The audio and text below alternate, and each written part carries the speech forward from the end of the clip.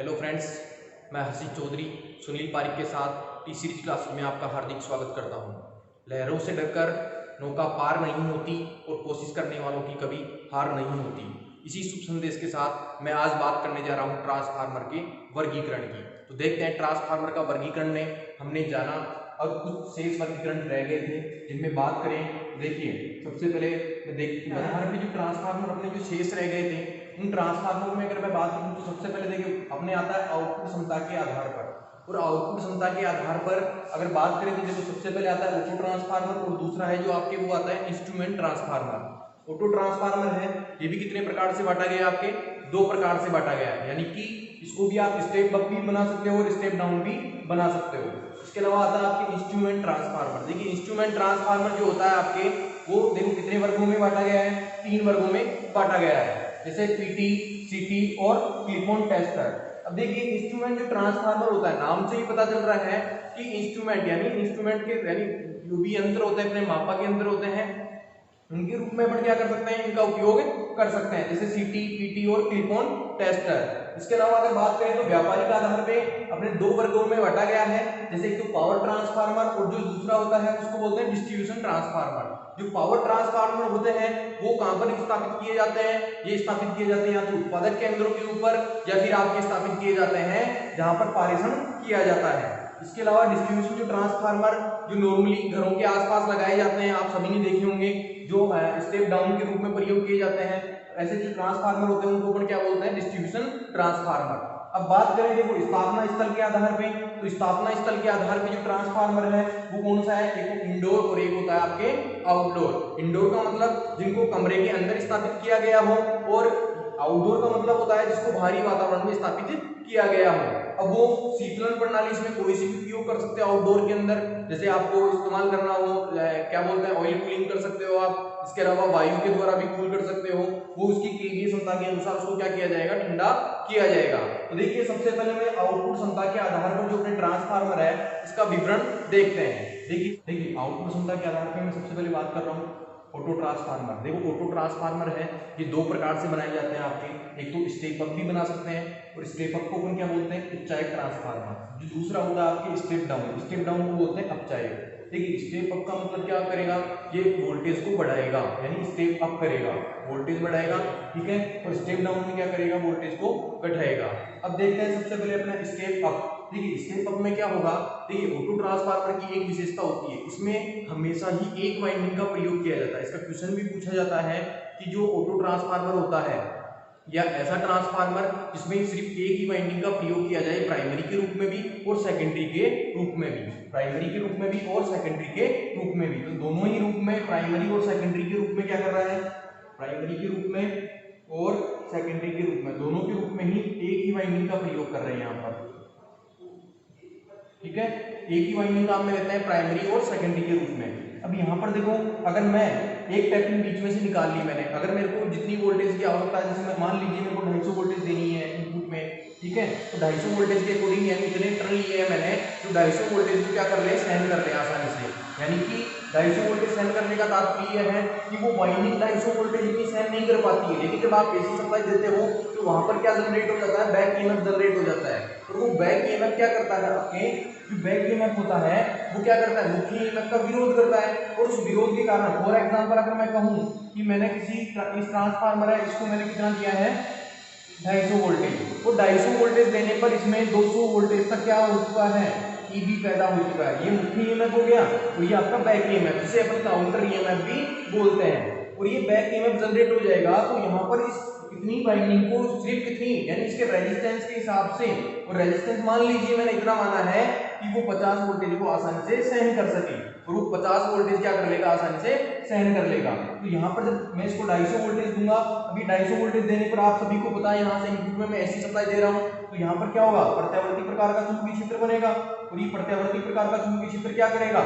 इसी को काटेगा, और उसी को काटकर अगर उसी में क्या कर दें? ईएमएफ जनरेट कर दें। अब देखो टर्न इतने से में क्या कर रही है? सप्लाई तो इतने से टर्नों में जा रही है, इसमें क्या होगा? फ्लक्स यहाँ जनरेट होगा, लेकिन ये काटेगा किसको? सबको काटेगा, क्योंकि जो चुंबकीय फ्लक्स होता है वो तो क्या देखता है? सुगम रास्ता देखता है। तो देखो सुगम रास्ता इधर से भी मिलेगा, तो ये पूरी वाइंडिंग को काटेगा। तो अगर पूरे टर्नों को काटेगा तो भैया एक टर्न में अगर एक वोल्टेज पैदा होती है, एक टर्न में 1 वोल्टेज पैदा हो रही है, तो 10 अगर टर्न है तो 10 वोल्टेज, 100 टर्न है तो 100 वोल्टेज। तो यहाँ पर अगर पूरे टर्नों को काटेगा तो यहाँ पर वोल्टेज में क्या हो जाएगी, वृद्धि हो जाएगी, और बढ़ी हुई वोल्टेज अपने को किसके रूप में मिल जाएगी, आउटपुट के रूप में मिल जाएगी। यहाँ पर अपन क्या जोड़ते हैं, लोड। ये होता है आपका स्टेप अप प्रकार का ऑटो ट्रांसफार्मर। अब देखिए इसकी एक विशेषता और है, यहाँ पर जो ये वाइंडिंग है, देखो सामान्य जो ट्रांसफार्मर होता है जिसमें प्राइमरी वाइंडिंग अलग होती है और सेकेंडरी अलग होती है, वो दोनों ओनली चुंबकीय रूप से ही जुड़ी होती है। किस रूप में जुड़ी होती है, सामान्य ट्रांसफार्मर, जो सामान्य अगर ट्रांसफार्मर की बात करूं मैं, सामान्य ट्रांसफार्मर जो होता है वो ओनली किस रूप में जुड़ा होता है, चुंबकीय रूप में जुड़ा होता है, ठीक है।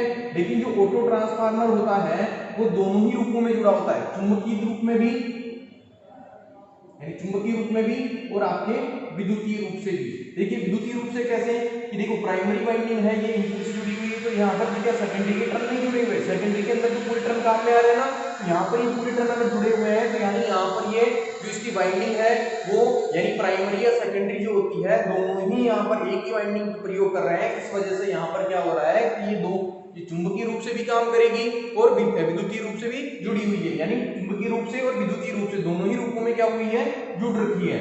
यहाँ पर ये दो प्रकार से प्रश्न पूछे जाते हैं, एक वाइंडिंग का प्रयोग कर रहे हैं और ये चुंबकीय रूप से और विद्युतीय रूप से जुड़ी होगी। स्टेप अप बनाना है तो कम टर्नों को अपने को क्या करनी पड़ेगी, कम वोल्टेज देनी पड़ेगी और अधिक टर्नों से अपने को हाई वोल्टेज प्राप्त हो जाएगी। इसका सिद्धांत की बात करूं तो सिद्धांत कौन सा होता है इसका, सेल्फ इंडक्शन। सेल्फ इंडक्शन का मतलब क्या होता है कि किसी कुंडली का यदि चुंबकीय क्षेत्र उसी कुंडली को क्या करें, प्रतिच्छेदित करें, और प्रतिच्छेदित करने से उसमें क्या हो जाए, फैराडे के नियमानुसार ईएमएफ जनरेट हो जाए। एक होता है सेल्फ इंडक्शन और एक होता है म्यूचुअल इंडक्शन। म्यूचुअल को अपन बोलते हैं परस्पर प्रेरण, जिसमें दो कुंडलियां प्रयोग की जाती है, लेकिन यहाँ पर एक ही कुंडली प्रयोग कर रहे हैं और इसी में ईएमएफ जनरेट हो रहा है, तो कौन सा इंडक्शन का सिद्धांत होगा, सेल्फ इंडक्शन का सिद्धांत, जिसे अपन स्वयं प्रेरण भी बोलते हैं।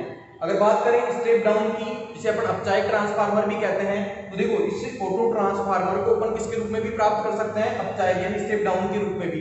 यानी मैं अगर ज्यादा टर्नों के जो अपने टर्न है उनको अगर वोल्टेज सप्लाई दूंगा, तो यहाँ से सप्लाई देने से इनपुट में जो अपने को मिलेगा, इनपुट में देखिए टर्न जो है वो क्या मिल रहे हैं, कम मिल रहे हैं, क्योंकि अपन ने पढ़ा है ट्रांसफार्मर रेशियो।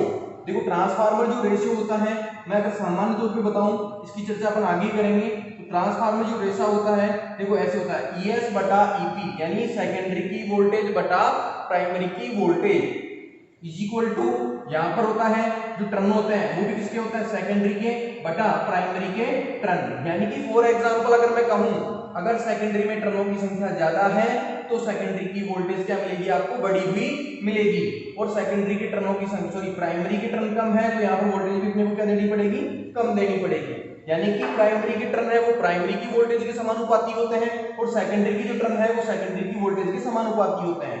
और यहाँ पर जो करंट होती है उसका संबंध जो होता है वो कैसा होता है, विपरीत, यानी IP बटा IS। ये जो सामान्य तौर पर जो अपन ट्रांसफार्मर प्रयोग करते हैं उसी की तरह यहाँ पर भी क्या होगा, जो ऑटो ट्रांसफार्मर है उसमें भी वही क्या लगता है, ट्रांसफार्मर रेशियो लगता है। अब देखो सेकेंडरी के अंदर यहाँ मैं टर्न क्या ले रहा था, ज्यादा ले रहा था, तो यहाँ सेकेंडरी के अंदर EMF जो है अपने को क्या मिल रहा है, ज्यादा मिल रहा है। अगर यहाँ पर बात करूँ तो देखो प्राइमरी के अंदर तो ज्यादा टर्नों को मैं सप्लाई कर रहा हूँ और यहाँ पर सेकेंडरी के अंदर क्या कर रहा हूँ, कुछ टर्नों से ही सप्लाई ले रहा हूँ, तो इसका मतलब क्या है, कुछ टर्नों की अपने को क्या मिलेगी, वोल्टेज मिलेगी। यानी जितने टर्न होगा उसके हिसाब से अपने को प्रति टर्न वोल्टेज होती है, ध्यान रखना है, प्रति टर्न वोल्टेज यहाँ पर ली जाती है। अगर एक टर्न में मान लो अगर 2 वोल्टेज मिल रही है और अपने को चाहिए 12 वोल्ट, तो कितने टर्नों का इस्तेमाल करना है, 6 टर्नों का इस्तेमाल करना है, क्योंकि 6 टर्नों से अपने को 12 वोल्टेज मिल जाएगी। ठीक है, तो ये अपना यहाँ पर लोड जुड़ा हुआ है, ये अपने को आउटपुट में यहाँ पर क्या मिल जाएगी, सप्लाई मिल जाएगी। अगर मैं देखो इसी को और परिवर्तन कर सकते हैं अपन, अगर मैं इसकी बात करूं तो इसको अपन वैरिएक के रूप में भी काम में ले सकते हैं, इसके रूप में काम में ले सकते हैं, वैरिएक। अब देखो वैरिएक क्या होता है, देखो एक तो होता है रियोस्टेट। रियोस्टेट अपन ने पढ़ा है डीसी परिपथों में। देखो डीसी परिपथों में क्या होता है, अगर किसी भी अगर वोल्टेज यानी किसी भी परिपथ में अपने को वोल्टेज को ड्रॉप कराना है, फॉर एग्जांपल अगर कोई परिपथ है उसमें वोल्टेज को क्या करनी है, कम करनी है, जैसे मेरे को 440 वोल्टेज आ रही है मेरे पास, उसको क्या करना है, वहां पर 250 वोल्टेज को ड्रॉप करा के एक बल्ब जलाना है, तो वहां पर अपन क्या जोड़ेंगे, ऐसा रेजिस्टेंस लगाएंगे जो 250 वोल्टेज को क्या कर ले, ड्रॉपेज कर ले, और 250 फेज किसके पास चली जाएगी, आपके बल्ब के पास। तो वहां पर वोल्टेज को ड्रॉप कराने के लिए किसका इस्तेमाल करते हैं अपन, रियोस्टेट का, ठीक है। और यहाँ पर जो होता है वो किसका करते हैं, बैरियर, किसका करते हैं, बैरियर। बैरियर का ध्यान रखना है, ये हमेशा एसी सप्लाई पर ही प्रयोग किया जाता है, डीसी पर कभी भी इसका प्रयोग नहीं किया जाता है। इसमें क्या होता है कि जो इसकी कॉइल होती है, ये देखो ये कॉइल है, ये स्टेपर प्रकार का लिया है मैंने। अब यहाँ पर क्या करूंगा, कुछ टर्नों से, जैसे 2 टर्नों से यहाँ पर एक टैपिंग निकाल ली, यहाँ पर टैपिंग, यहाँ पे टैपिंग, इस प्रकार से यहाँ पर क्या निकाल ली जाती है, टैपिंग से निकाल ली जाती है। एक टैपिंग यहाँ पर निकाल लेते हैं अपन, ठीक है। और यहाँ पर एक क्या लगा देते हैं, change over switch, change over switch,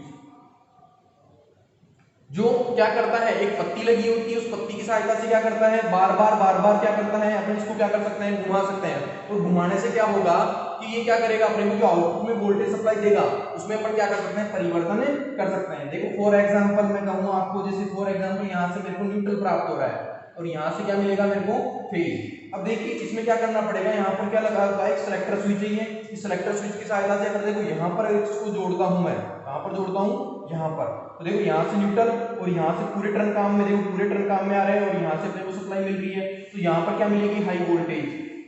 जैसे मान लीजिए अगर आपको वोल्टेज के रूप में 24 वोल्ट मिल रहे हैं, यहाँ से मैंने 6 वोल्ट दिया है और स्टेप अप प्रकार का है, तो सीधी सी बात है स्टेप अप है, तो यहाँ पर क्या होगा, ये स्टेप अप है अपना 24 वोल्ट मिल रही है टोटल, देखो पूरे टर्न काम में 24 वोल्ट मिल गई। तो यहाँ पर कितनी मिलेगी, जैसे फॉर एग्जांपल मैं कहूँ 16 वोल्ट टर्नों के हिसाब से यहाँ पर प्राप्त होगी, ठीक है। जैसे यहाँ पर 12 वोल्ट, यहाँ पर 10 वोल्ट, और यहाँ पर क्या होगा, अगर इस स्विच को यहाँ पर ले आऊंगा तो बिल्कुल क्या हो जाएगी, आपकी 0 वोल्टेज हो जाएगी, यानी यहाँ पर ऑफ स्थिति आ जाएगी। तो इस प्रकार से इसको चेंज ओवर स्विच के रूप में लगाकर क्या करते हैं, बैरियर के रूप में काम में लेते हैं और 8-10 टैपिंग निकाली जाती है।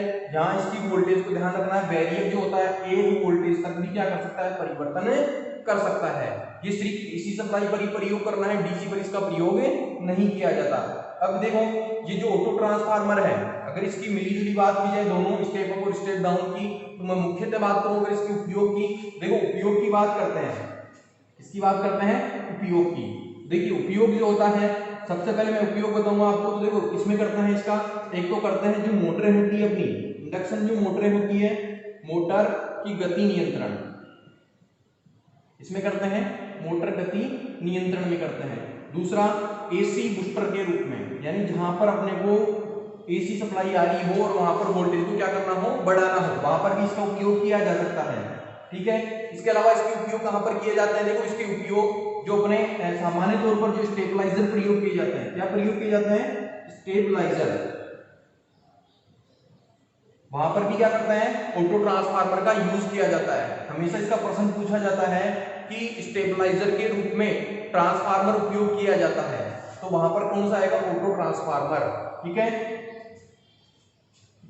अब देखो इसके लाभ क्या होते हैं, लाभ की अगर मैं बात करूं, देखो लाभ इसमें क्या प्रयोग की जा रही है, एक वाइंडिंग प्रयोग की जा रही है, एक वाइंडिंग प्रयोग कर रही है, तो सबसे पहला है एक वाइंडिंग। दूसरा देखो एक वाइंडिंग ले रहे हैं तो यहाँ पर लॉसेज का मान होगा, वो भी क्या होगा, देखो यहाँ पर अगर वाइंडिंग कम ले रहे हैं तो वजन में क्या होगी, वजन कम होगा। तीसरी बात वजन कम है तो मूल्य भी क्या होगा, कम। साथ ही साथ अगर इसको लो वोल्टेज पर प्रयोग किया जाए तो ये हाई दक्षता पर क्या करता है, अपने को आउटपुट प्रदान करता है। तो कम वोल्टेज पर अपन क्या कर सकते हैं, कम वोल्टेज पर उच्च दक्षता पर अपन क्या कर सकते हैं, इसको काम करवा सकते हैं, उच्च दक्षता पर।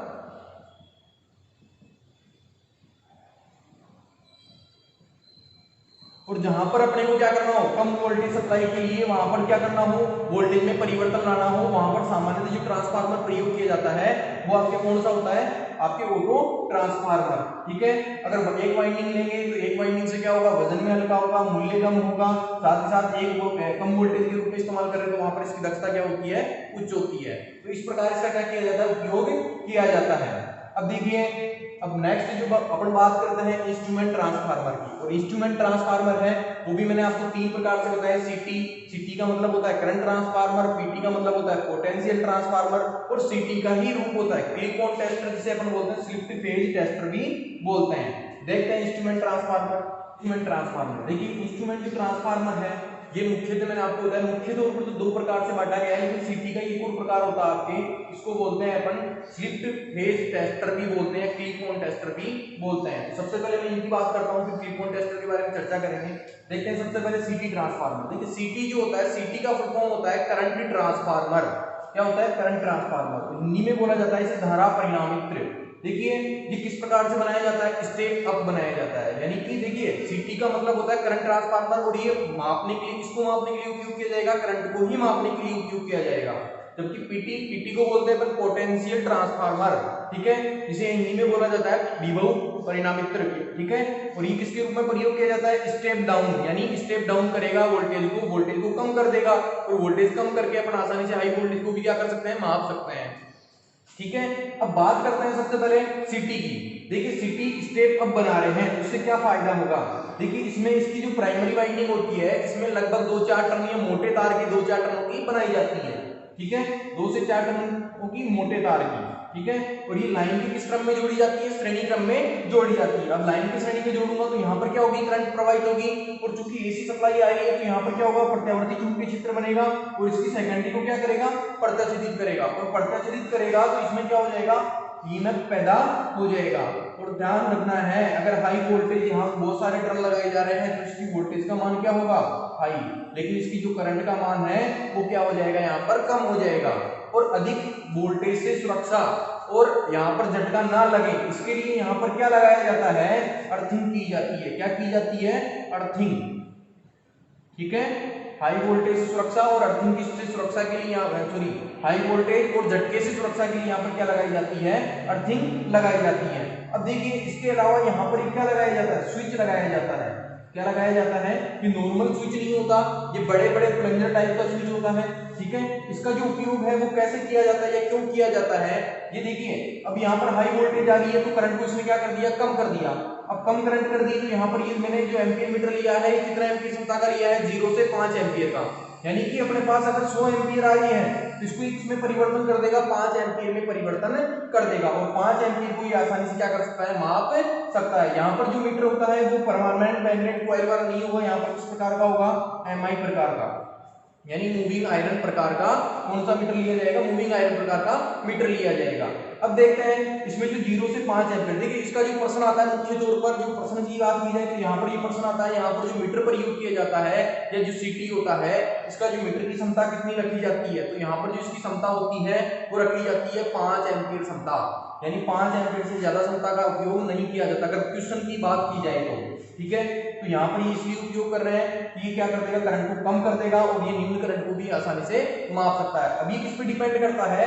इन रेशियो पे डिपेंड करता है, यानी कि इस जो वाइंडिंग के टर्नों का रेशियो होता है, टर्नों का रेशियो अगर मैंने बढ़ाया है, फॉर एग्जांपल अगर मैं आपको बताऊं कि मैंने टर्न प्राइमरी में कितने हैं? 2 टर्न है, और सेकेंडरी में लगा दिए 200 टर्न, तो यहाँ पर 200 गुना तो क्या हो जाएगी? वोल्टेज बढ़ जाएगी। कितने गुना? 100 गुना। कितने गुना? 100 गुना क्या हो जाएगी? वोल्टेज बढ़ जाएगी। लेकिन 100 गुना सेकेंडरी के अंदर जो करंट है वो क्या हो जाएगी? कम हो जाएगी, ठीक है। 100 गुना करंट क्या हो जाएगी? कम हो जाएगी, यानी जो रेशियो होता है इसी अनुपात में अपनी करंट कम हो जाती है टर्नों के रेशियो के अकॉर्डिंग, ठीक है। और इस रेशियो के अकॉर्डिंग जो करंट कम होती है उसको अपन आसानी से माप सकते हैं। तो इसीलिए जो हाई वोल्टेज वाली जो लाइनें होती है, अधिक धारा वाली, अधिक पावर लाइनें होती है, ठीक है, वहां पर किसका उपयोग किया जाता है? सीटी ट्रांसफार्मर का उपयोग किया जाता है। अब देखिए मान लीजिए कभी अपने को क्या करना हो, ये इस एम्पीयर मीटर को हटाना हो, तो यहाँ पर इस एम्पीयर मीटर को अगर मैं डायरेक्टली नहीं हटा सकता, अगर डायरेक्टली हटाना है, देखिए डायरेक्टली आप हटाओगे तो यहाँ पर हाई वोल्टेज जनरेट होती है, तो यहाँ पर क्या हो सकती है? एम्पीयर मीटर वगैरह जल सकते हैं और आपको झटका लग सकता है। लेकिन यहाँ पर क्या किया जाए? अगर इस स्विच को क्या कर दिया जाए? यहाँ से जोड़ दिया जाए। देखिए इस स्विच को जोड़ने का उद्देश्य क्या होता है? पहले जब मैं प्रारंभ के समय की बात करूं, देखो ये स्विच खुला था और ये एम्पीयर मीटर जुड़ा हुआ था। एम्पीयर मीटर जुड़ा हुआ उस समय क्या होगा कि सर्किट इसका पूरा हो रहा है, और सर्किट पूरा होने से यहाँ पर क्या होगा कि इसके अंदर करंट बहेगी, हाई करंट बहेगी, क्योंकि एम्पीयर मीटर जो होता है उसका रेजिस्टेंस क्या होता है? कम होता है, और रेजिस्टेंस कम होने से, परिपथ का रेजिस्टेंस कम होने से यहाँ करंट उच्च रहेगी, तो इसका फ्लक्स बनेगा, और वो फ्लक्स क्या करता है? इसमें बैक ईएमएफ जनरेट कर लेता है।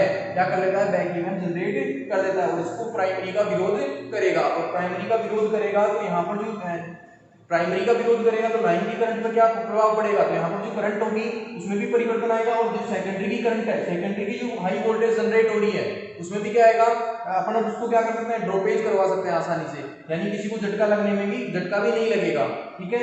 लेकिन मान लीजिए यहाँ पर अचानक से क्या हो जाए, आपके यहाँ पर जो एम्पीयर मीटर है वो एम्पीयर मीटर अपन ने इसको यहाँ से हटा दिया है, अगर एम्पीयर मीटर को यहाँ से हटा दिया जाएगा तो क्या होगा, एम्पीयर मीटर को हटा देने से यहाँ पर क्या होगा कि यहाँ पर करंट का प्रवाह नहीं होगा, अर्थिंग के कारण कुछ करंट बहेगी, कुछ करंट बहेगी तो यहाँ पर हल्का कुछ बैक ईएमएफ जनरेट होगा, और बैक ईएमएफ इतना कम होगा कि इसकी जो वाइंडिंग होती है, इतनी हाई वोल्टेज जो जनरेट हो रही है उसको आसानी से सहन नहीं कर पाती है, और जो इसका इंसुलेशन है वो क्या होता है, पिघलकर जल जाता है, ठीक है। अगर देखो यहाँ पर अगर मैं स्विच को जोड़ दूं इस एम्पीयर मीटर को हटाने से पहले ही, तो इसका जो सर्किट होगा वो यहीं से हो जाएगा, और इस एम्पीयर मीटर को आप आसानी से हमें हटा सकते हो, इसका सर्किट इधर से होगा, तो यहाँ पर करंट क्या होगी, हाई होगी, तो बैक ईएमएफ भी ज्यादा बनेगा, और बैक ईएमएफ ज्यादा बनने से यहाँ पर क्या होगा, ये हाई वोल्टेज को भी आसानी से सहन कर लेगा, और इसका जो रोधन प्रतिरोध है वो रोधन प्रतिरोध भी ऐसा का ऐसा बना रहेगा, इसको लाइन से अपन क्या कर सकते हैं, हटा सकते हैं एम्पीयर मीटर को। तो एम्पीयर मीटर को हटाने से पहले यहाँ पर स्विच को क्या किया जाता है, संयोजित किया जाता है। अब बात करते हैं पीटी की। देखिए सीटी का उपयोग तो अपन ने करंट को मापने के लिए, जो पारेषण लाइनें होती है, हाई करंट वाली लाइनें होती है, वहां पर क्या करते हैं, सीटी का उपयोग किया जाता है। अब पीटी की बात करें तो पीटी क्या होता है, पोटेंशियल ट्रांसफार्मर, नाम से ही पता चल रहा है, पोटेंशियल मतलब विभव, विभव क्या होता है, वोल्टेज ही तो होता है, ठीक है, और वोल्टेज को मापने वाला जो यंत्र होता है, हाई वोल्टेज को मापने वाला यंत्र होता है वो क्या होता है, पीटी। निम्न वोल्टेज को अपन वोल्टमीटर के द्वारा साधारणतः माप लेते हैं, लेकिन वहां पर यंत्र एक इंस्ट्रूमेंट प्रयोग किया जाएगा, क्योंकि देखो नाम से पता चल रहा है इंस्ट्रूमेंट ट्रांसफार्मर अपन प्रयोग कर रहे हैं, तो यहाँ पर जो इंस्ट्रूमेंट ट्रांसफार्मर है ये कौन सा है, पीटी, यानी विभव परिणामी इससे के द्वारा अपन क्या करेंगे, वोल्टेज को मापेंगे। अब देखो इसके द्वारा कैसे मापा जाता है, यहाँ पर क्या किया जाता है, सेकेंडरी के अंदर, देखो प्राइमरी के अंदर तो बहुत सारे टर्न लगाए गए हैं, अब देखो यहाँ पर सेकेंडरी के अंदर कुछ टर्न ही काम में लिए गए हैं, ये टर्न इतने हैं कि इस लाइन की वोल्टेज को आसानी से, देखो ये तो हाई वोल्टेज वाली लाइनें होती है, हाई टेंशन लाइनें होती है, वहां पर उपयोग किया जाता है, या हाई वोल्टेज वाली लाइनें भी उपयोग किया जाता है, और ये हाई करंट वाली ये भी, ठीक है। अब देखो हाई टेंशन लाइनों में उपयोग कर रहे हैं तो यहाँ पर ये वोल्टेज ज्यादा आएगी, तो ये टर्न इतने होने चाहिए कि हाई वोल्टेज को आसानी से सहन कर लें, और सेकेंडरी के अंदर मैंने इतने कम टर्न लिए हैं कि वोल्टेज का मान क्या हो जाएगा, कम हो जाएगा, और कम हो जाएगा तो देखो यहाँ पर जितने अनुपात में टर्नों का अनुपात लिया गया है, इसका अनुपात लिया गया टर्नों का। फॉर एग्जांपल अगर प्राइमरी के अंदर 100 टर्न है, सेकेंडरी के अंदर अगर 2 टर्न है, तो यहाँ पर वोल्टेज में कमी कितनी होगी, वोल्टेज में कमी होगी 50 गुना की, कितने गुना की, 50 गुना की, क्योंकि जो ट्रांसफार्मर रेशियो अपन ने पढ़ा था वो क्या होता है, NS बटा NP, NS NP यानी 100 बटा 2, और इसको आप डिवाइडेशन करोगे तो अनुपात जो ट्रांसफार्मर के का मान आएगा, ट्रांसफार्मर रेशियो का मान आएगा, वो कितना आएगा, 50। तो 50 गुना यहाँ पर वोल्टेज क्या हो चुकी है, कम हो चुकी है, ठीक है, और 50 गुना यहाँ पर क्या हो चुकी है, वोल्टेज कम हो गई है, तो ये आसानी से क्या कर लेगा, वोल्टमीटर वोल्टेज को क्या कर सकता है, माप सकता है, और इस वोल्टमीटर की जो रेंज होती है वो लगभग 110 वोल्टेज या 100 वोल्टेज के करीबन रखी जाती है। इसका भी प्रश्न पूछा जाता है कि यहाँ पर जो इंस्ट्रूमेंट ट्रांसफार्मर जो विभव मापी आता है, वहां पर जो वोल्टमीटर प्रयोग किया जाएगा वो कितने वोल्टेज क्षमता तक बनाया जाता है, तो वहां पर आता है 110 वोल्टेज, ठीक है। ये होता है आपके पीटी ट्रांसफार्मर। अब देखो यहाँ पर इसके अलावा देखो इसी का एक रूप होता है जिसकी मैंने बात की है, क्लिप ऑन टेस्टर भी बोलते हैं। देखिए क्लिप ऑन टेस्टर,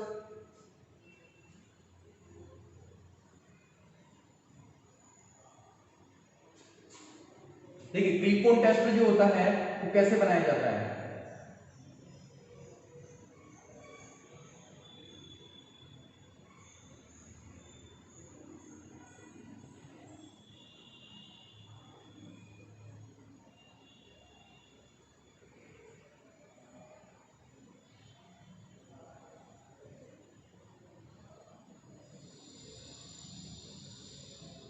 ये कम एम्पीयर या छोटी लाइनें होती है, ये सामान्य तौर पर वायर को तोड़ना नहीं हो और वहां पर क्या करना हो, करंट को मापना हो, ये क्या करता है, आसानी से अपन कम करंट को भी आसानी से माप सकते हैं। ये ज्यादा करंट के लिए यूज नहीं किया जाता है, क्योंकि यहाँ पर जो कॉइलें होती है वो कम क्षमता की बनाई जाती है, कम वोल्टेज क्षमता की बनाई जाती है। अब यहाँ पर क्या होगा, देखो प्राइमरी के अंदर तो एक मोटा चालक लिया है अपन ने, ठीक है, ये मोटा चालक क्या करेंगे, वायर में इसके अंदर क्या कर देंगे, ये यहाँ से इसको दबाएंगे, दबाने से क्या होगा, ये खुल जाएगा, एक स्थिर रहती है भाग, इसमें एक पत्ती स्थिर रहती है और एक क्या रहती है, खुलती है, यानी एक चल पत्ती होती है, इसके द्वारा अपन फंसा लेंगे और इसको क्या करते हैं, वापस बंद करेंगे, तो यहाँ से क्या हो जाएगा, बंद हो जाएगा। इसके अंदर एक तार है मोटा, क्या है, सिर्फ मोटा तार, ये मोटी कोर है, और यहाँ पर बहुत सारे टर्न लपेटे गए हैं। अब यहाँ पर एक कोर है और यहाँ पर क्या है, बहुत सारे टर्न है, तो वोल्टेज इसने क्या कर दिया, यहाँ पर देखिए, यहाँ पर एम्पीयर मीटर देखो, यहाँ पर अपने सेकेंडरी के अंदर क्या लिए थे, टर्न ज्यादा लिए थे, इससे वोल्टेज तो क्या हो गई थी, बढ़ गई थी, और करंट क्या हो गई थी, कम हो गई थी। तो यहाँ पर भी क्या होगा, एक टर्न है और यहाँ पर बहुत सारे टर्न है, तो टर्नों की ज्यादा होने के कारण यहाँ पर वोल्टेज तो बढ़ जाएगी और करंट क्या हो जाएगी,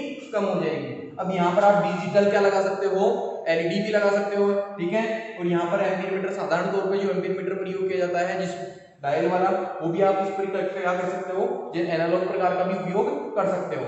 अब ये करंट कहते हो यहाँ पर कैसे मापेगा, जो इसके चारों ओर चुंबकीय क्षेत्र बनता है, वो चुंबकीय क्षेत्र क्या करता है, इस प्राइमरी को छेदित करता है, और प्राइमरी को छेदित करने से ये सेकेंडरी के साथ देखो इसी कोर पे लपेटी हुई है सेकेंडरी भी, तो यहाँ पर सेकेंडरी को छेदित करेगा, यहाँ पर वोल्टेज जनरेट होगी, लेकिन कैसी, हाई, और करंट क्या हो जाएगी, कम हो जाएगी। अभी अनुपात होगा, जैसे 1:10, जो भी होगा अनुपात, उस अनुपात के अकॉर्डिंग यहाँ पर क्या किया जाएगा, ट्रांसफार्मर जो करंट है उसको भी आसानी से अपन निकाल सकते हैं। जैसे इनका अनुपात मैंने रखा 10, ठीक है, 1:10, यानी प्राइमरी के अंदर कितना है, 1 टर्न, और सेकेंडरी के अंदर 10 टर्न, तो यहाँ पर वोल्टेज 10 गुना बढ़ गई है, वोल्टेज कितने गुना बढ़ चुकी है, 10 गुना, और करंट 10 गुना क्या हो चुकी है, कम हो चुकी है। अब करंट 10 गुना कम हुई है, तो मान लीजिए मैं कहूँ अगर ये 2 एम्पीयर दर्शा रहा है, ये आपके 2 एम्पीयर, या मान लीजिए 0.5 एम्पीयर दिखा रहा है, कितना दिखा रहा है, 0.5 एम्पीयर सामान्य तौर पर, ठीक है, 0.5 दिखा रहा है, तो अगर क्वेश्चन की बात की जाए, अगर 0.5 एम्पीयर दिखा रहा है और टर्नों का रेशियो भी कितना है,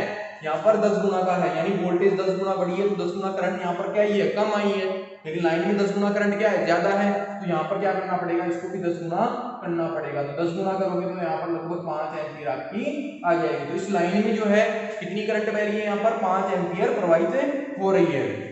अब यहाँ पर देखिए, फेज और न्यूट्रल आप दोनों को ही अगर एक जगह कर दोगे, तो यहाँ पर जो इसका चुंबकीय क्षेत्र होता है वो एक दूसरे का विरोध करेगा, और एक दूसरे के चुंबकीय क्षेत्र के कारण क्या होगा, यहाँ पर कोई ईएमएफ जनरेट भी नहीं होगा, और यहाँ पर एम्पीयर मीटर कोई रीडिंग भी नहीं दर्शाता है।